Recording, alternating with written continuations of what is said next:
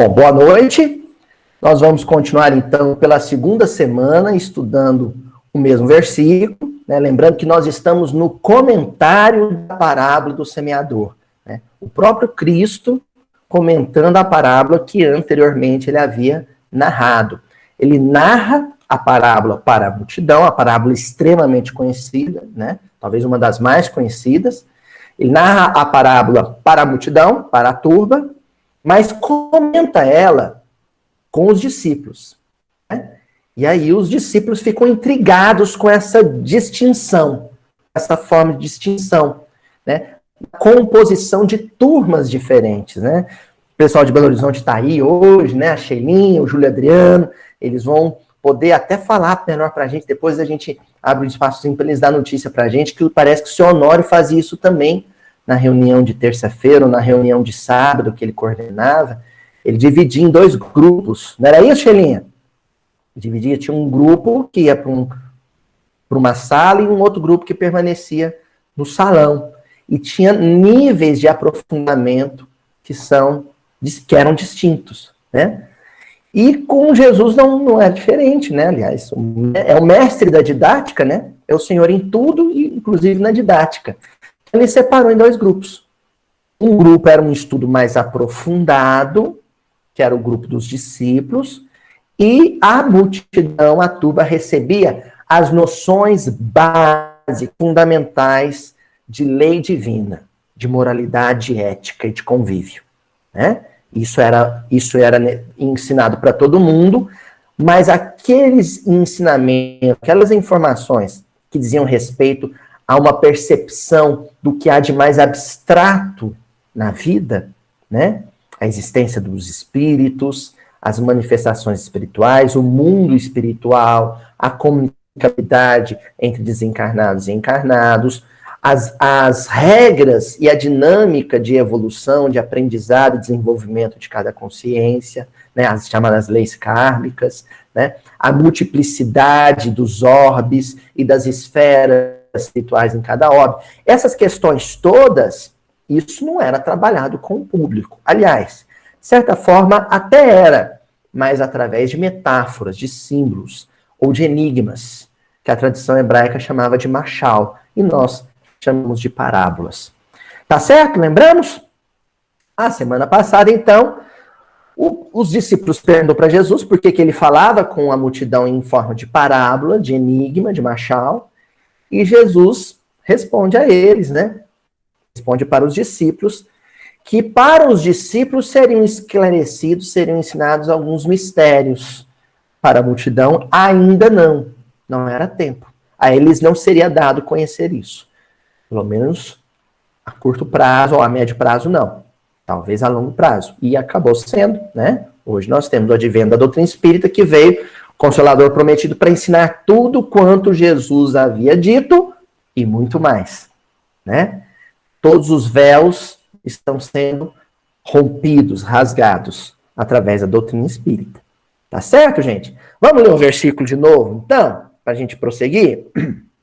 Em resposta, lhes disse: porque a vós foi dado conhecer os mistérios do reino dos céus, mas àqueles não foi dado conhecer.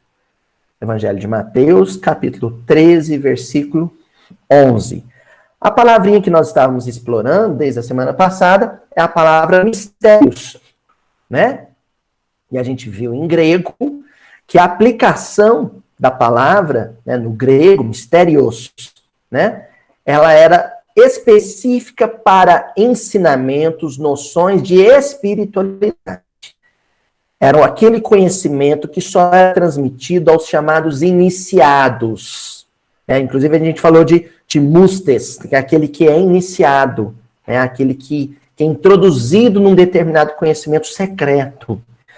Havia um conjunto de conhecimentos, de informações, que só os sacerdotes, as sacerdotisas, as pitonisas, né, os membros da comunidade que mantinha o templo de cada divindade grega, lembrando que os gregos eram politeístas, né? Só aqueles membros da comunidade fechada que conheciam as regras de liturgia, né? As regras litúrgicas, as noções de simbologia dentro de cada rito e coisa e tal. A tradição hebraica toma isso emprestado, né? Lembrando que a Israel do tempo de Jesus era uma Israel helenística, havia inclusive uma versão grega dos textos hebraicos, das escrituras, né, dos profetas e da Torá. E Jesus faz parte desse contexto cultural. E depois, os próprios evangelhos, eles circulam em grande quantidade deles na língua grega, né? Há uma discussão sobre se Mateus haveria sido escrito em grego ou em hebraico. O mais provável é que tenha sido em hebraico, mas certamente ele circulou em grego. E a palavra utilizada para se referir a esses conhecimentos específicos voltados para iniciados é misterios. Tá certo, gente? E aí, estamos claro? Lembramos da semana passada? Bom, nós estudamos apenas o Evangelho segundo o Espiritismo.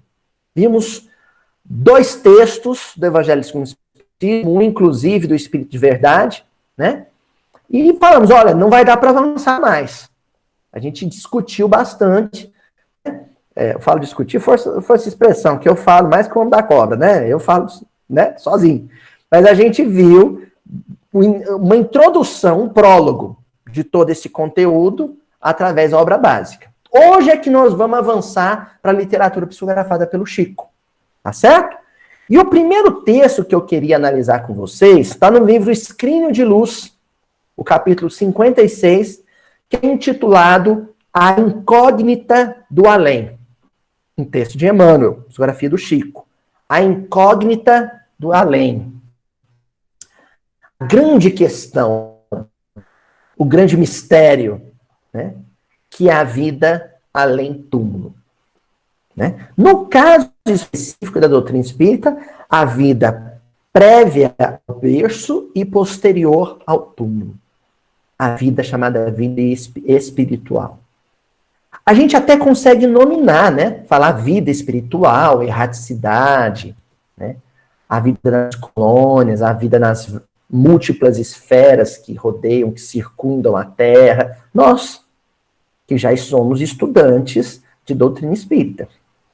Mas para uma boa parte da humanidade, gente, é uma incógnita absoluta. É o desconhecido mesmo. Para muita gente que convive com vocês, que cruzam com vocês pelas ruas, né? Que estão dividindo essa pandemia com vocês, né? Para muita gente, a vida posterior à morte do físico é um mistério. E nós não estamos falando dos descrentes absolutos. Porque para o descrente absoluto, para aquele que acha que morreu o corpo, cessou a vida, não há incógnita, porque ele tem uma certeza. Aquele que não acredita que exista alguma coisa além da morte do corpo físico, não tem dúvida, ele tem uma convicção. Não existe. Morreu, acabou. Certo? E para o religioso, ele também não tem dúvida, ele tem uma convicção. Não acabou. A vida prossegue além do túmulo. Aí as várias agremiações religiosas vão ter entendimentos diferentes sobre como é essa vida. Agora, é uma questão de espiritualismo. Todas as religiões são espiritualistas. Todas, sem exceção. Todas acreditam na emancipação da alma em relação ao corpo. Após a morte. Existe, no entanto, contudo, uma parcela da população, que é a parcela maior, por incrível que pareça, na modernidade é a parcela maior, que para sérias dúvidas, que a vida além do túmulo é um questionamento ininterrupto, né? Constante. Luiz, mas é tanta gente assim? Sim, sabe por quê? Tem muita gente que frequenta um templo religioso, mas que não está convicto.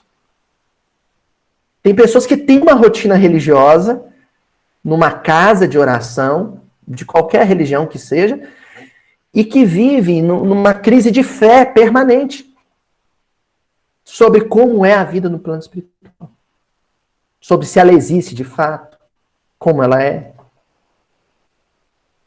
E esse processo é um processo difícil. É um processo difícil. Principalmente em dias como os nossos.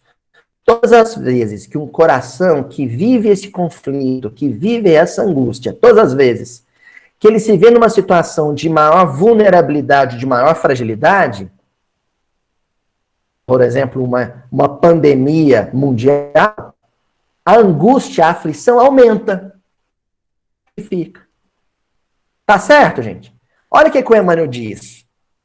O homem defrontará sempre a incógnita do além-túmulo, tomado de indizíveis angústias, quando se distancia do alimento espiritual, matéria-prima da vida externa. Então, aliás, da vida eterna, né? Então, todas as pessoas que vivem essa angústia, há um instante de distanciamento. A crise é caracterizada por isso, né? Há um momento de mais aproximação com os valores espirituais, aí aquela certeza, aquele calorzinho interior da certeza e da convicção o visita. De repente, uma determinada circunstância da vida, uma determinada situação, aumenta a incerteza. Ou seja, os valores espirituais se afastam, ou melhor, ele se afasta dos valores espirituais. Nesses períodos, nesses momentos, há uma angústia, há uma aflição.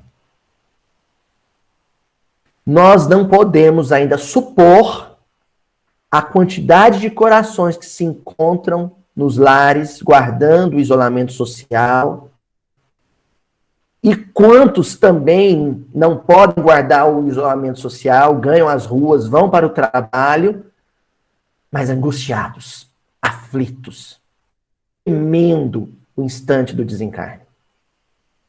É um momento em que muita gente sofre muito, porque ir além do túmulo é uma incógnita. Estamos entendidos? Podemos avançar? Bom, o Emmanuel agora vai começar a explicar por que esse é um fenômeno muito típico da modernidade. É um fenômeno muito próprio, muito específico dos tempos modernos, né? Pós-renascimento, pós-neoclassicismo, pós-iluminismo. Ele fala assim, nessa mesma lição: o homem econômico de nossas filosofias atuais não pode subsistir no quadro da evolução divina. O homem é espírito antes de tudo. A Terra é a nossa escola milenária, aguardando resignadamente a nossa madureza de sentimentos. Então vamos lá, vamos explicar isso, como a Emmanuel está falando.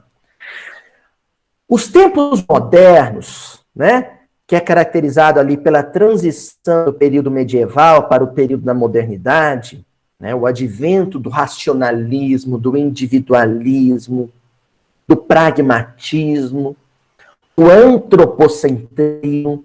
Não é assim, Aninha? Está estudando aí lá no Zé Ferreira, não é assim? Neoclassicismo? Ah, ainda bem que eu sei história, senão o Chico morre de fome, né? Então, o homem da modernidade, ele vai se distanciando muito das questões de espiritualidade, das questões religiosas. Por quê? Porque ele está traumatizado com elas. Os desmandos, os excessos, a truculência da instituição católica durante o período medieval feriu de tal maneira inconsciente de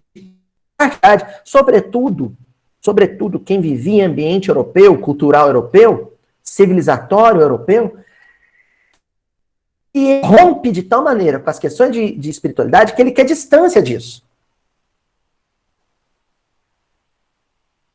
E aí, sem perceber, nesse processo de distanciamento, ele vai se horizontalizando demasiadamente. Ao querer se afastar da instituição humana, ele acaba se afastando das questões de espiritualidade todo. se torna um homem extremamente individualista, extremamente pragmático, extremamente prático, objetivo, racionalista, calculando tudo, medindo tudo com o peso, com o fiel da balança, sendo as necessidades do corpo, os prazeres sensoriais. Então ele se torna também hedonista, é a chamada mentalidade burguesa, né? Quem vai ditar essa norma de divisão de mundo, né? Quem vai espalhar essa forma de enxergar o mundo e torná-la o mote, a música conforme a qual iremos dançar é a classe burguesa, né? É a classe que se expande economicamente, muito embora até a Revolução Francesa não tenha autonomia política, mas já tinha poder econômico. E quem tem poder econômico dita cultura. A gente sabe disso. Tá certo? Pronto. Demos um extra aí de aulinha de história. Agora vamos entender isso numa perspectiva espiritual. Esse homem que é forjado, reencarnando sucessivamente, já no continente americano, porque aí tem o expansionismo marítimo também, mas ainda, às vezes, no continente europeu, esse homem que vai reencarnando nesse cultural moderno, ele vai se tornando isso que o Emmanuel chama de homem econômico. O que é o homem econômico? O homem econômico é aquele que pondera a felicidade, calcula da seguinte maneira: se estou comendo bem, se estou vestindo bem, se estou morando bem, e estou podendo ter alguns luxos, alguns extras, alguns gracejos da vida, alguns caprichos da vida, um passeio, né? Uma joia, uma festinha de vez em quando, eu sou feliz. É o critério do homem econômico. Barriguinha tá cheia. Corpinho tá agasalhado. A cabecinha tá coberta com um tetozinho. De vez em quando dá até para fazer umas gracinhas. Isso me permite até que eu me dê alguns mimos. Tá tudo bem. Não tem nada de errado. Ainda que não esteja nessas condições com os outros, se tá comigo, tá tudo bem. É a mentalidade do homem econômico. Quando é que ele começa a se sentir infeliz? Quando é que ele começa a se sentir mal? Quando algum desses elementos é afetado, quando de repente ele começa a não comer tão bem, ou essa é ameaçada. A mesma coisa, a roupa, a casa, o meio de transporte, os seus mimos, os seus pequenos luxos. Se isso é afetado de alguma maneira, ele começa a se sentir mal. Começa a ficar melancólico, começa a ficar abatido, começa a ficar deprimido. Só que aí tem um porém. No final do século XVIII e até a metade do século XIX, há o advento de uma outra modalidade de modernidade. Uma modernidade que é chamada de modernidade liberal. O que é isso? Essa modernidade liberal? Esse homem tem que ser livre em todos os aspectos. No comportamento, na política e também na economia, no comércio, nos negócios. O problema está nesse último aspecto. Porque aí aquele homem burguês, o homem econômico, o que acontece? Ele começa a entender que existe uma regra nesse modo de vida, que é o seguinte: não tem lugar ao sol para todos. Não tem conforto para todo mundo. Só para alguns. Então ele se sente em estado permanente de ameaça. Ele está sob a ameaça de perder isso o tempo todo. Então ele começa a sofrer, a se angustiar, mesmo quando não falta. Mesmo quando tem comida no prato, no guarda-roupa, a casinha dele não tem goteira, mesmo essa situação ele sofre. Porque ele fica pensando, e se eu perder? E se eu não tiver?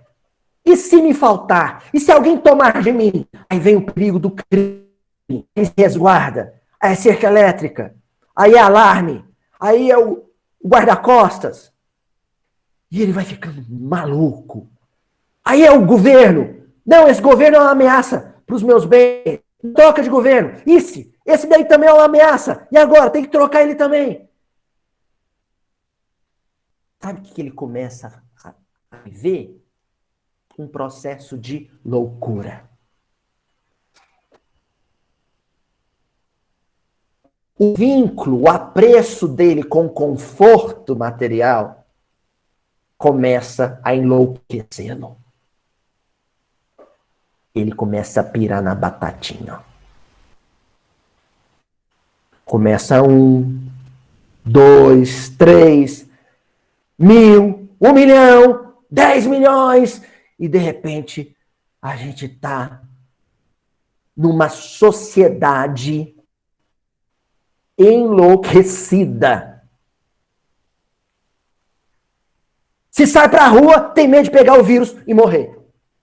Se fica em casa, tem medo de não ganhar dinheiro e morrer.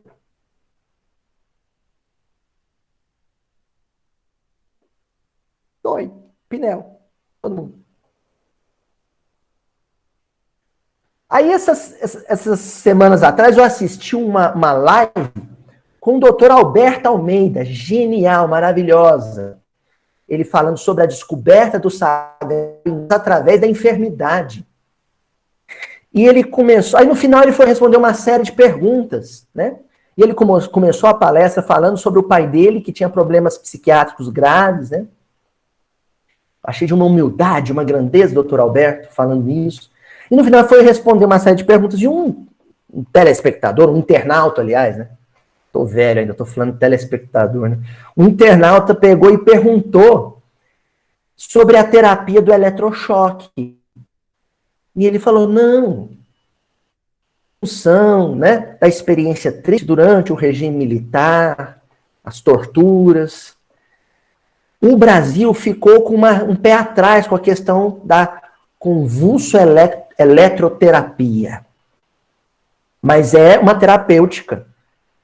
A psiquiatria, em certos casos, a indica. E dentro de todos os parâmetros, né, médicos, das normas médicas, ela é eficaz em alguns casos, sim. Quando ele falou isso, eu falei, olha só. Então, às vezes, um choque, um abalo, né, pode ajudar no tratamento psiquiátrico. Alguma coisa brutal, né? Alguma coisa forte, impactante para o organismo, mas que ajuda na busca do equilíbrio. Quem sabe se a experiência que vivemos não é um choque divino na psique coletiva. Não estamos levando um tranco, um baque, para a gente voltar ao nosso juízo perfeito. E eu falo assim, quem sabe, mas com muita convicção de que é isso mesmo, viu? Fala, Sheilinha, pode falar. Eu acho que eu posso dar uma contribuição com essa questão psiquiátrica, né? Você trabalhou no André Luiz, é mesmo, Sheilinha? Trabalhei muitos Fala anos um pouco sobre isso, Sheila. E ainda sou voluntária, né? Então, assim, o que os espíritos nos dizem? E lá faz, lá trabalha, é um dos hospitais que trabalha com o ECT. O ECT são 2 segundos de estimulação elétrica em determinada região do cérebro sob narcose, que é sobre anestesia, né? E o choque, o que a gente tem dos dois lados da experiência é o seguinte, o espírito que obsedia aquele paciente também leva ao choque.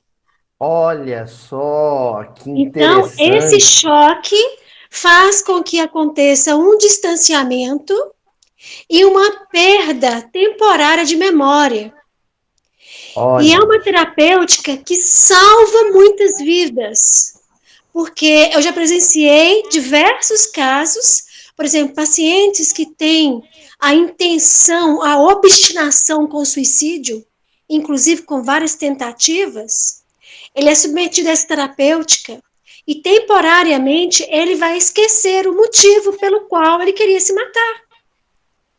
E distancia o espírito, e geralmente tem não só um, né, que também levam aquele choque, distanciam, a memória também é trabalhada, e a partir daí começa-se a terapêutica de uma forma mais tradicional. A terapia, né, os medicamentos, mas o ECT, ele só é indicado em último caso, quando a medicação já não faz mais efeito, o processo terapêutico já não faz mais efeito. Então, casos de psicoses graves, depressões crônicas, tentativas reincidivas reincidivas, né, de suicídio, e é de uma eficácia impressionante. E aí a gente tem. Então, nós temos, né, várias reuniões mediúnicas e que narram o que acontece durante o ECT, inclusive. A equipe espiritual que recebe esse espírito que está sendo desvinculado, né, através do choque, o espírito encarnado, que também a equipe de neurologistas que vai trabalhando com toda essa questão mental, e o nível de sucesso é altíssimo. Então, eu acredito que, inclusive, né, para fazer esse paralelo que você fez, que nós também, uma vez um amigo espiritual perguntou para a gente, quando você quer acordar uma pessoa que está num sono pesado, como é que você acorda essa pessoa? Muitas vezes, com um beijinho, com carinho, a pessoa não acorda. Vai acordar com uma sacudida. Acorda, tá na hora. Olha o tempo, né? Às vezes, precisa de um impacto para a gente acordar. Então, eu acredito que é bem dentro disso que você está falando, né? Eu sei como é que é esse negócio de acordar, porque quem me acorda todo dia é o Chico. E geralmente é com um pontapé na costela. E a gente acorda na hora. Pois é.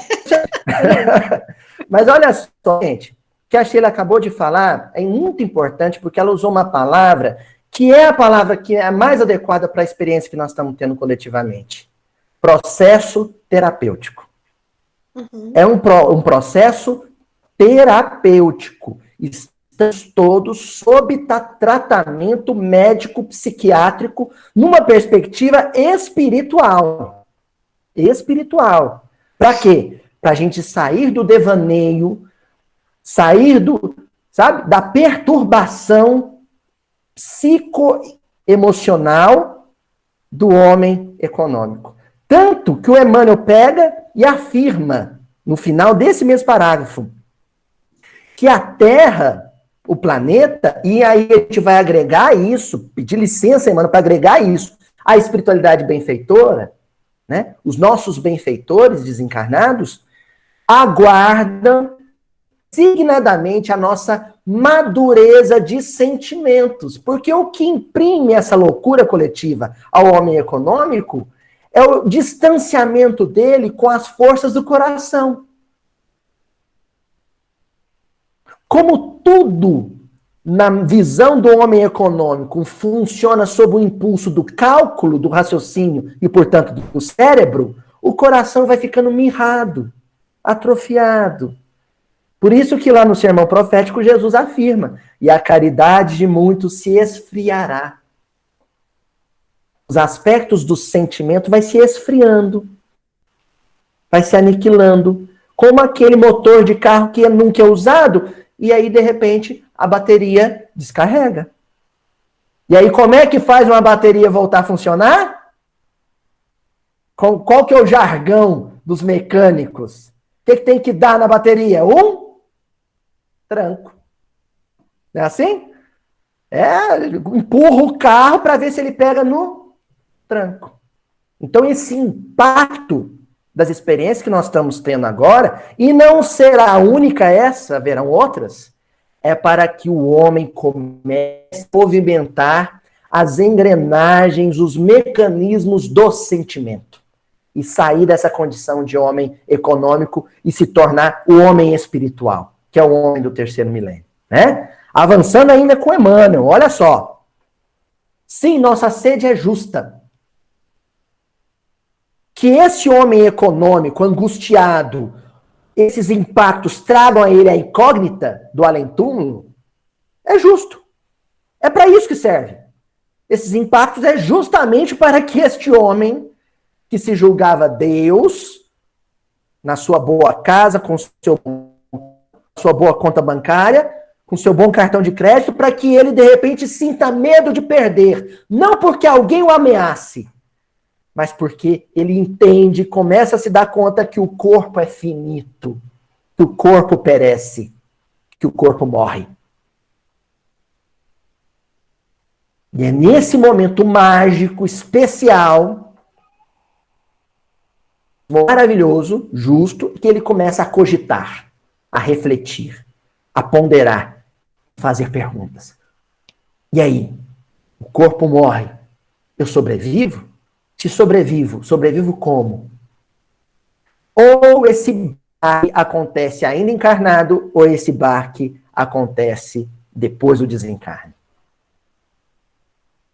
Quando esse baque acontece ainda encarnado, o espírito acorda e não importa quanto tempo ainda o reste de existência material. Sempre é possível fazer alguma coisa. Mas, quem quiser saber como é o baque depois do desencarne, tem que ler a obra de André Luiz. Sobretudo, os primeiros capítulos de Nosso Lar. Aí vai ver o que é o choque de um médico bem-sucedido que só se dá conta que o corpo era finito, mesmo tendo perdido tantos pacientes, depois que ele perde o corpo. Continuando com Emmanuel, ó. A fonte, porém, ainda é aquela que o mestre nos trouxe há 2000 anos. Procurar essa água da vida eterna para matar a sede. Então, o susto maior é quando, depois de muito cogitar, de muito procurar matar essa sede, ele descobre que a fonte de água estava debaixo dos seus olhos, sabe? À frente do seu nariz, há 2000 anos. É o Evangelho de Jesus. O Evangelho de Jesus nas suas várias expressões.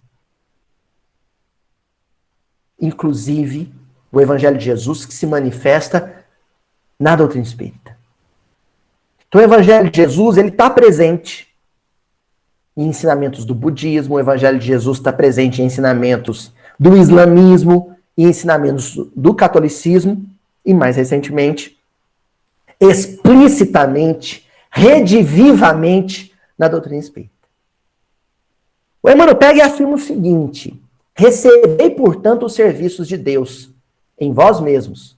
Vosso coração e vossa inteligência constituem a grande oficina.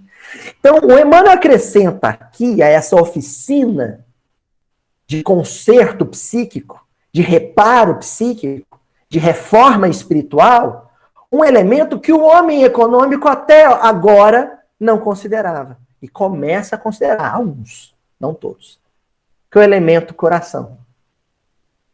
Por isso que o Emmanuel está falando. O cérebro e o coração, a razão e o sentimento. O sentimento e o coração ficavam meio à margem do centro de importâncias deste homem econômico. Agora ele começa a chamar para a conversa o sentimento. Começa a chamar para a conversa o coração. Começa. Tá bom? Vamos avançar mais? Ó. Agora nós vamos ver uma coisa interessante. Lá no Evangelho de Lucas, no capítulo 17, versículos entre 28 e 30, Jesus propõe um machal para a multidão. Para a gente ir percebendo como é que é essa relação do que é revelado e o que não é. Ele propõe um machal, um enigma para a multidão. Quando ele afirma assim. E olha aqui, gente, antes de eu ler o versículo, os versículos, vou dizer uma coisa. Esse enigma é um enigma para a multidão de hoje também. Para a multidão que vive a pandemia do Covid-19 também. Eu vou só ler os versículos e vou dar uma pausa. Aquelas pausas dramáticas que o amigo dá, né? Dar uma pausa e deixar vocês pensarem se vocês conseguem matar a charada. Ó. Como também, da mesma maneira, aconteceu nos dias de Ló. Comiam, bebiam, compravam, vendiam, plantavam e edificavam. Mas no dia em que Ló saiu de Sodoma, choveu do céu fogo e enxofre, e os consumiu a todos. Assim será no dia em que o Filho do Homem se há de manifestar. Lucas, capítulo 17, versículos 28, 29 e 30.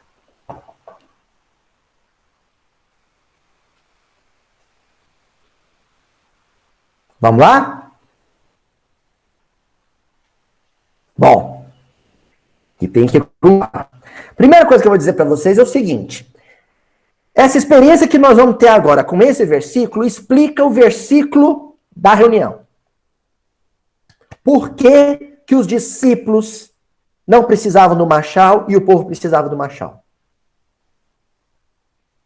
Na hora que vocês entenderem comigo agora, o impacto, o baque desse versículo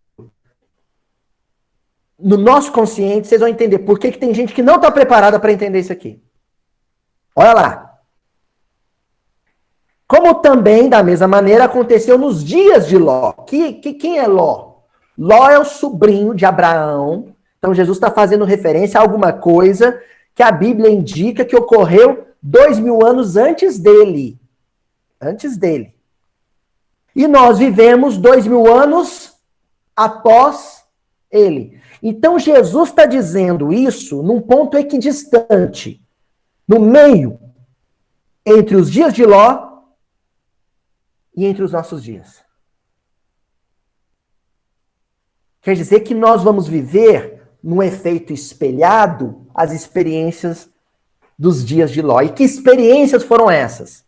Ló decidiu viver com a esposa e as filhas numa cidade chamada Sodoma.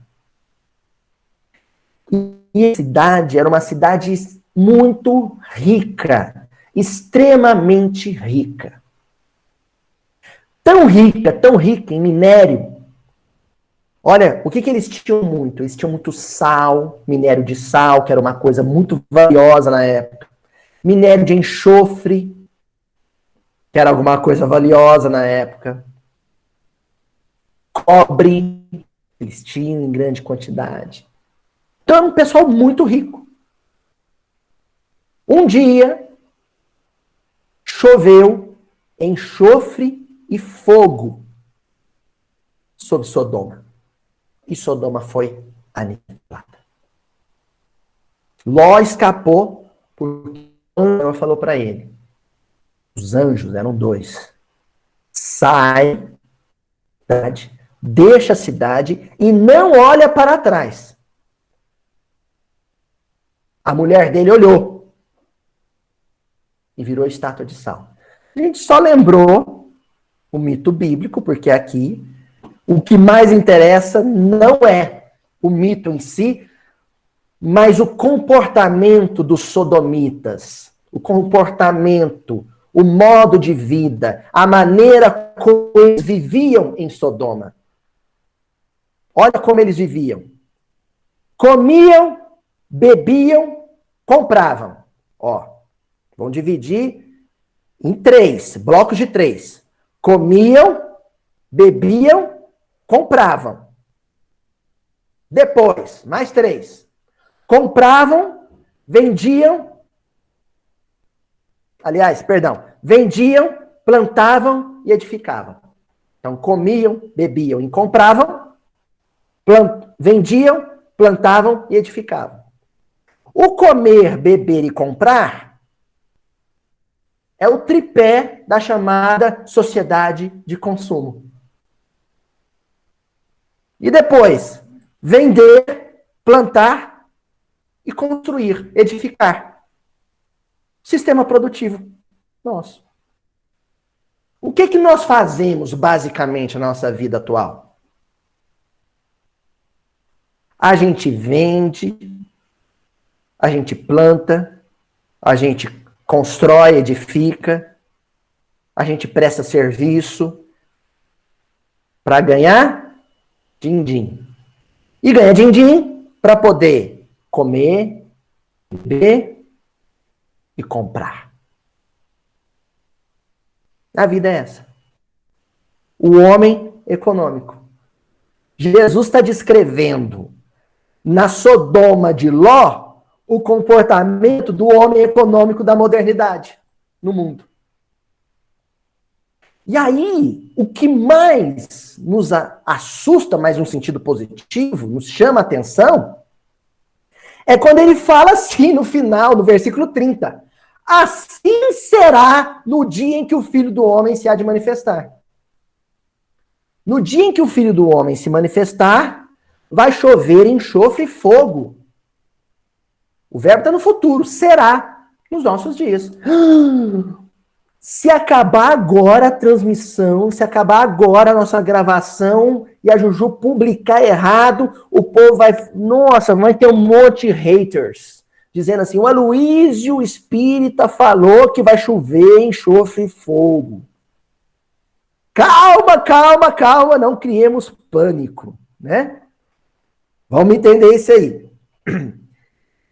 Existia um lugar fora do muro de qualquer cidade, fora do muro de Sodoma, fora do muro de Jerusalém, dos muros, as cidades eram todas muradas, que os hebreus chamavam de Gina. Alguém vai dizer, eu já vi um versículo, Gina é o inferno deles. Não, não é o inferno. Em hebraico, o inferno é o Sheol. É outra coisa. Em grego, Hades, né? É o mundo espiritual. O Gina é o lixão. É o montouro. Né? Eles pegavam o lixo da cidade, né? Resto de comida, resto de animal morto, os dejetos todos, né? Pegava todo o lixo e ia jogando fora dos muros da cidade. Então tinha um lugar lá fora dos muros da cidade que era o lixão. Como aquilo ia gerando, né? Podia gerar doença e tudo mais, o que eles faziam? Eles queimavam esse lixão. E queimavam o que eles tinham, a matéria que eles tinham para queimar e deixar esse fogo sempre aceso. Então, quem se aproximava do Gina via aquele lixo ardendo em chamas, né? E aquilo sempre se consumindo. Por quê? Porque eles jogavam por cima desse lixo enxofre. Então, era um lugar de fogo e enxofre. Daí que vem essa coisa de que o inferno cheira enxofre. Era o Gina. O Gina. Era o lugar do lixão que ficava pegando fogo com enxofre. Quando Jesus fala dessa condição, de que quando ele se manifestasse novamente, ou seja, quando o evangelho estivesse redivivo, quando ele se manifestasse para o coração das pessoas normalmente, e as pessoas caíssem em si, o homem econômico despertasse de seu transe, uma parte de seus valores, uma parte de suas crenças, a parte ruim, a parte podre de suas crenças e valores, ia ser jogada no Gina. Ia ser jogada no lixão. Ele iria querer se livrar disso. E ia só se livrar disso, dessa podre, dessa matéria psíquica pútrida, através do sofrimento consciencial. O sofrimento consciencial é o fogo e o enxofre que nos consome por dentro. À medida que o tempo passa e a consciência atua sobre o psiquismo, age sobre o psiquismo, vai desfazendo, transformando em cinzas todas aquelas crenças, aqueles valores que caracterizavam o homem econômico. E aí só o que resta são os valores, as crenças novas, renovadas. Faz um teste, gente. Faz um teste. Agora aproveita que está abrindo os shoppings, estão abrindo todos. Vai lá na praça de alimentação, num desses dias que tiver mais gente, e tá com muita gente, sobe numa mesa lá e começa a falar isso pro povo. Tenta. O que vocês acham que vai acontecer? Vai ali para aqui, ó. Ana Paula, lá na Prudente Moraes, pega um microfone, vai para a porta da sua loja, começa a gritar para o povo. Começa a falar para eles assim: olha, vocês precisam deixar de ser homens econômicos e cultuar mais os valores do espírito. Precisam desenvolver as forças do sentimento. Olhar para o seu semelhante não como um competidor econômico, mas como um irmão na família universal. Experimenta fazer um negócio desse. Dá certo? Funciona? Estão entendendo agora por que certas coisas Jesus só falou para os discípulos? Porque para a compreensão desse processo, dessa dinâmica de renovação, você precisa ter sensibilidade. Você precisa estar sensível. E aí a Djana, ela tá com a mão assim na cara, assim, eu sei que ela tá pensando em como é que desperta a sensibilidade em alguém. Tem um fulano, tem um Beltrano na minha família que eu queria despertar a sensibilidade dele. Você não desperta. Você não desperta. A sensibilidade para as coisas do espírito, para os valores do espírito, é algo que só é despertado em você mesmo, se você quiser, se você deixar. E o convite, o alvitre, vem das circunstâncias da vida.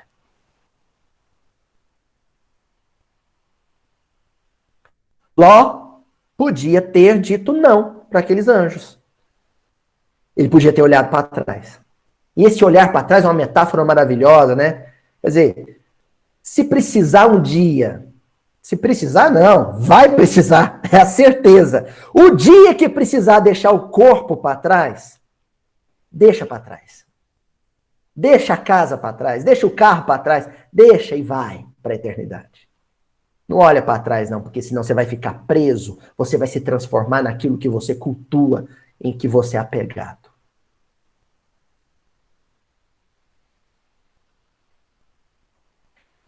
Aloísio, hoje você foi para um outro caminho aí que eu não estou conseguindo ainda perceber qual a relação disso com a questão dos mistérios.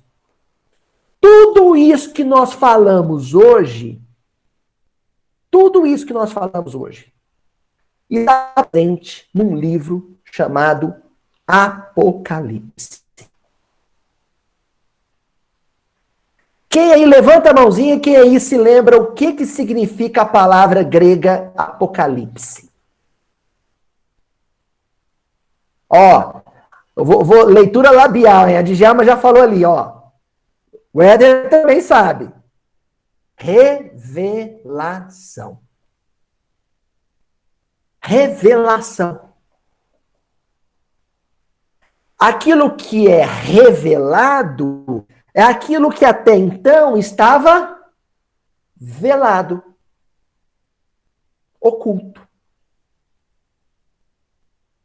encoberto. Chega o tempo, os nossos dias, em que todas aquelas coisas ocultas precisam ser reveladas. Aloísio, coisas que do quê? Elas falam do quê? São sobre o quê? Sobre nós. Sobre a nossa realidade espiritual. São coisas que nós vamos descobrir e entender de qualquer jeito. basicamente 2 jeitos. Ou ainda encarnados, através do esforço de entendimento em cima das obras sagradas, em cima da obra kardeciana, em cima da psicografia de Chico Xavier, ou desencarnados, através do fenômeno da morte do corpo físico. De um jeito ou de outro, as coisas serão reveladas. De todo esse compêndio literário, enquanto ainda estivermos encarnados, podemos antecipar essas descobertas, porque aí no plano espiritual o véu cai, despenca, aí você vê como é visto, para usar um termo, né, a expressão de Paulo de Tarso, a gente passa a ver como é visto, né? Pelo menos aqueles que despertam bem no plano espiritual. Então, de todos os livros que nós podemos estudar, aquele que mais contém elementos que nos revelam, que nos descobrem, que nos expõem, é o livro Apocalipse. Tanto que o Emmanuel, lá no livro A Caminho da Luz, ele vai dizer uma coisa interessante. Aliás, no livro A Caminho da Luz, não, perdão.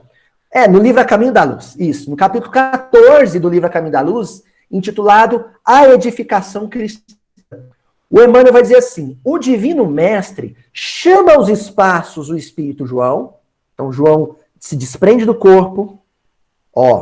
De novo, não é para qualquer um que ele revela essas coisas primeiro. Chama aos espaços o Espírito João, que ainda se encontrava preso aos liames da terra, ainda estava encarnado. E o apóstolo, atônito e aflito, nossa, essas palavras de Emmanuel, atônito e aflito, não tem como ler Apocalipse sem ficar atônito e aflito. Lê a linguagem simbólica do invisível.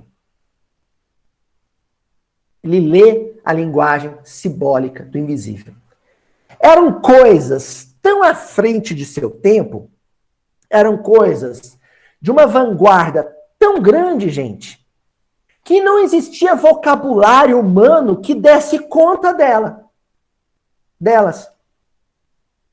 Então elas são mostradas para João em forma de símbolos, de forma dramática, de forma teatral. E os benfeitores, sobretudo o Cristo, falam para João: põe no papel o que você der conta, o que você lembrar e o que você conseguiu entender. Então, certamente foi mostrado muito mais coisa para ele. O que chega no pergaminho é alguma coisa que ele, que era João, o discípulo amado, o evangelista, conseguiu assimilar. Só uma coisa a gente pode afirmar certamente sobre aquilo que foi mostrado e aquilo que ele conseguiu pôr no papel.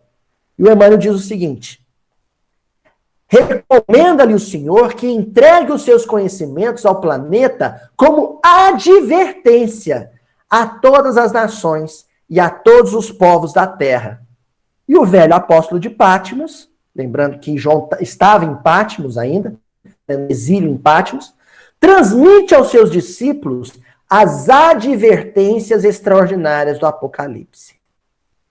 A única coisa que a gente pode afirmar com bastante certeza, com bastante segurança, sobre o que está em Apocalipse, e isso não é mistério, isso é claro como água, é que se tratam de advertências. Sobre o que tratam essas advertências, só agora a gente vai começar a entender. Teólogos gastaram rios de tintas durante séculos e séculos, durante os últimos 2000 anos. Mas a gente só vai começar a entender aquilo que João entendeu e os outros discípulos entenderam naquela época, agora.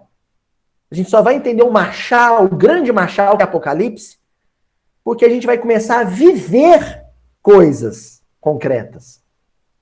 Não é porque alguém vai explicar pra gente. Não é porque o Divaldo vai explicar, porque o Haroldo vai explicar, porque o Alberto Almeida vai explicar, o Arthur Valadares vai explicar. Não. A gente vai começar a entender porque vai estar na pele. A gente vai sentir o cheiro do Apocalipse, a gente vai ver o Apocalipse, a gente vai tocar o Apocalipse. A gente vai ver, tocar, sentir o cheiro das revelações. As revelações agora elas são vivas, concretas, reais. Eu falei isso nos primeiros versículos que a gente estudou a parábola do semeador. Teve uma companheira que não entendeu muito e veio me perguntar, mas como é que é isso? Será que é assim mesmo? Eu falei, é isso mesmo. Sabe o que eu afirmei? Vocês vão se lembrar disso. Quando eu disse que a pandemia é um machal vivo. A pandemia é um grande enigma proposto. Para alguns, está clara a mensagem, para outros não. Está claro. Que é um convite à obediência. Qual que foi o pecado original na tradição católica? O pecado de Adão e Eva. Qual que foi o pecado de Adão e Eva? Comer o fruto proibido. O que significava comer o fruto proibido? Desobedecer a uma ordem divina. Desobedecer. Não pode entrar na loja sem passar álcool gel. O sujeito entra na loja sem passar o álcool gel. Não pode andar, fazer caminhada sem máscara. O sujeito faz caminhada sem máscara. Se a gente não dá conta de obedecer o mínimo, normas sanitárias, a gente não dá conta de obedecer mais nada. E se eu não dou conta de obedecer a nada, uma regra de trânsito, uma norma de convívio, Ó, vou dar uma dica aí para vocês de norma de convívio. A gente está aplicando isso aqui em casa. Ó, não pode mais entrar em casa quando vier da rua sem tirar o sapato. Uma dica sanitária. Vamos supor que a Flavinha e o César instituem isso na casa deles. Não sei se é assim, mas se não for, vamos supor que passa a valer. Não estou falando que é para valer, não. É só um exemplo. Só que eu quero dizer é o seguinte, a Flávia vira para o César e fala assim, César, não pode entrar aqui em casa mais de sapato, viu? O César só tem que fazer uma coisa, obedecer. Porque os Césares de hoje não mandam, obedecem. Obedecer. Porque se ele conseguir obedecer essa norma, essa regra de convívio doméstico, ele obedece tudo mais. É um esforço, é um exercício constante. Por exemplo, a Lucy pega o tapete, põe na porta e fala pro Éder, Éder, não pode pular o tapete, tem que limpar no tapete. Aí o Éder vai lá e obedece. É assim, Lucy? Agora é, né, Lucy? Agora é, né? Uma norma de obediência. Quer dizer, foi preciso um grande machal, um enigma, que é a relação de Adão, Eva e Deus ali. Aquilo é um machal. Que só agora vai começar a fazer sentido pra gente. Deus só quer uma coisa de mim, obediência, que eu seja um espírito obediente, disciplinado. Só isso que Deus quer de mim. Tá entendendo? Como é que... Bom, enfim, o que eu tô querendo passar para vocês é o seguinte, Jesus vira para os discípulos e fala, não fica preocupado se eu falo em parábola com eles, não. E falo direto com vocês, porque o que não entenderem agora, um dia eles vão entender. Um dia eles vão entender. Um dia as circunstâncias concretas de vida vão decifrar essa parábola para eles.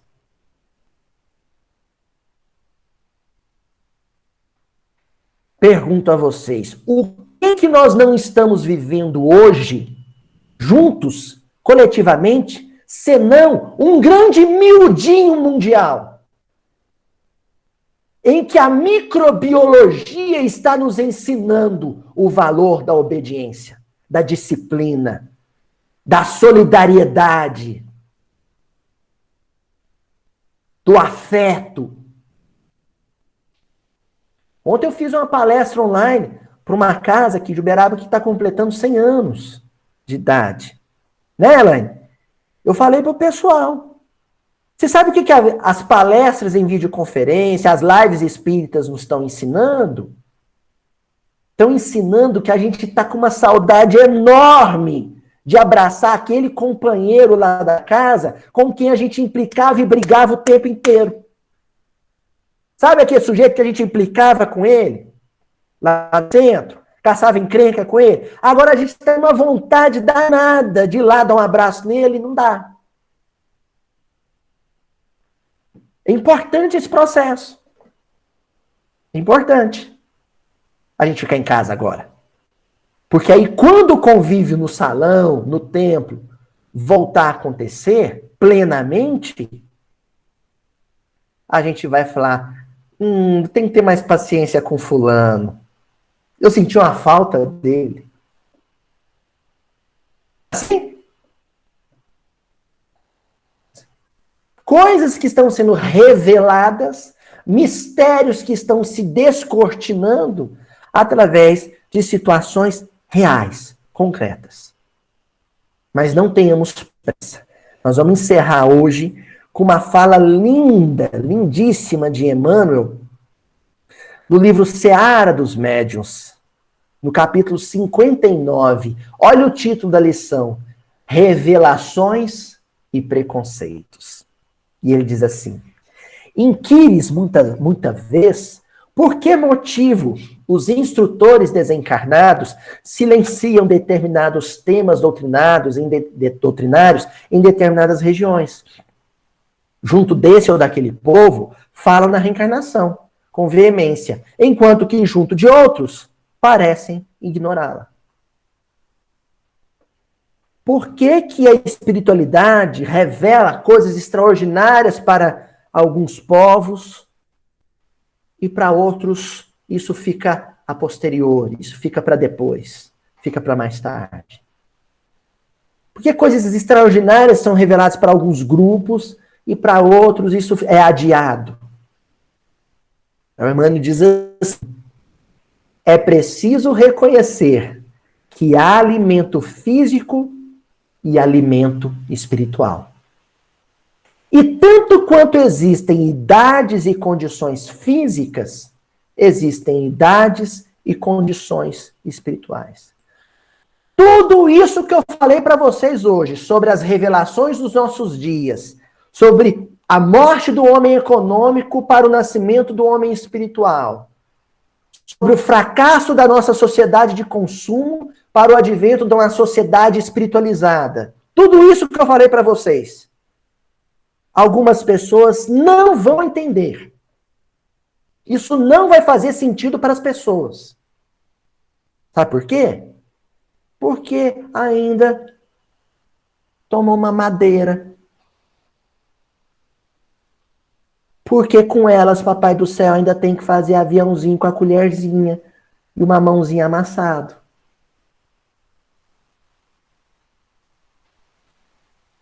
E para outros corações, as próprias circunstâncias de vida vão entregar de bandeja. Os olhos vão se abrir. Uau! É isso que está sendo dito?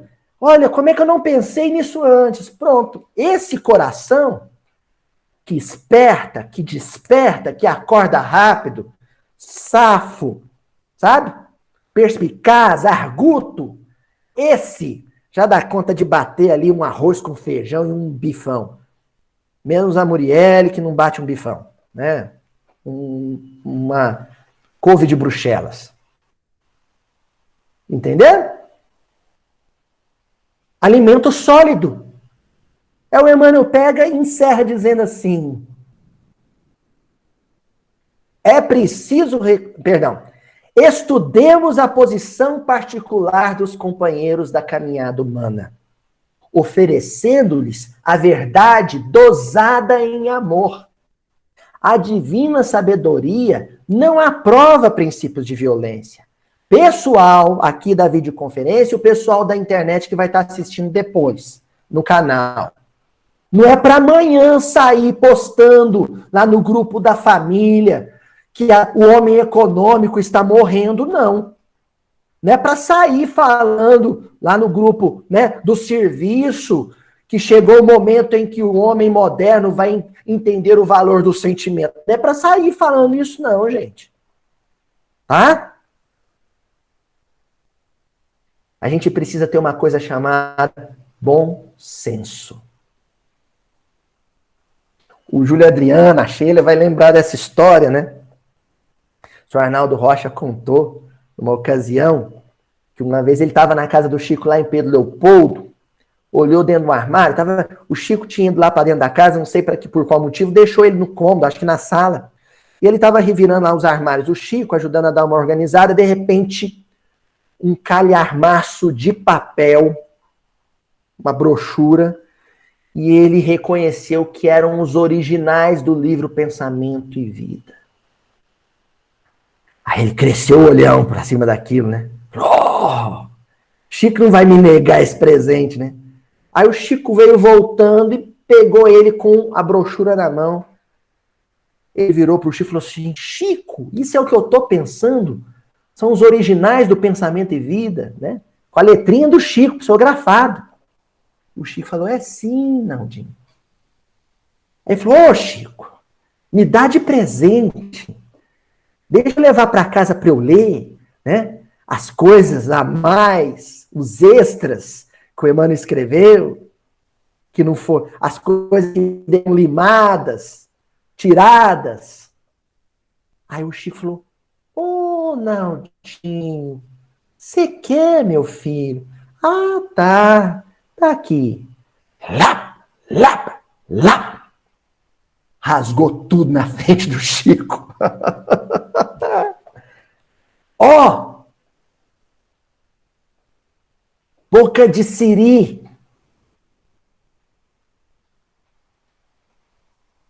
Boca de siri.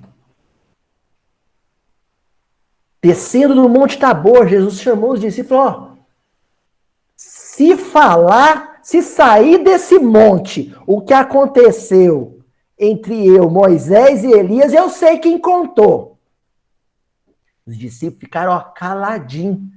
Só mais tarde, quando oportuno, eles contaram. Mas eu acho que o Pedrão ficou uns 20, 30, 50 anos guardando aquilo, até contar para o Marcos, né? Contar para o Paulo, contar para o Lucas, contar para o Mateus. Ele ficou guardando aquilo, se coçando por dentro, mas não era para ser revelado.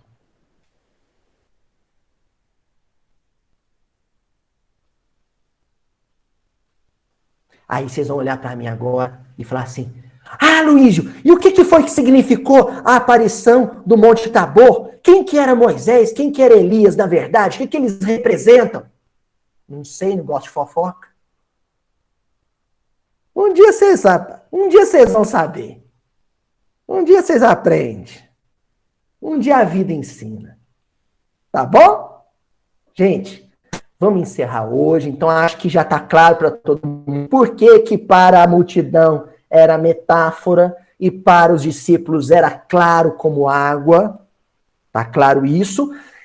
E nós estamos percebendo que muito dessas metáforas que permaneceram durante séculos em Apocalipse, hoje, a própria circunstância real que a gente vive começa a revelá-las. Os mistérios estão sendo revelados, pouco a pouco, pela própria vida. Tá certo? Até semana que vem. Beijão para todo mundo.